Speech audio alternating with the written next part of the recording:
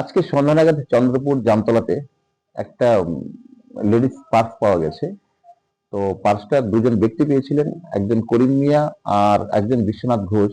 তারা লাড্ডুচমনি থেকে চন্দ্রপুর আসার পথে ব্যাগটা পেয়েছেন। ব্যাগটি পেয়ে তারা থানায় নিয়ে আসে। থানায় আসার পর আমরা দেখি ব্যাগটার মধ্যে 12,500 টাকা ছিল, গোল্ডেন অর্নামেন্ট ছিল, এটিএম কার্ড ছিল, মোবাইল ফোন ছিল।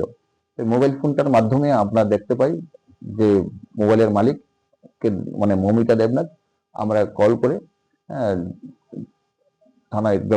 থানায় ডাকি এবং ভেরিফিকেশন করে দেখি ইয়েস, এই পার্সটা মৌমিতা দেবনাথের। তো এর সাথে সাথে আমরা ওই বিশ্বনাথ ঘোষ এবং করিম ঘোষের সামনে আমরা ব্যক্তিকে হস্তান্তর করি।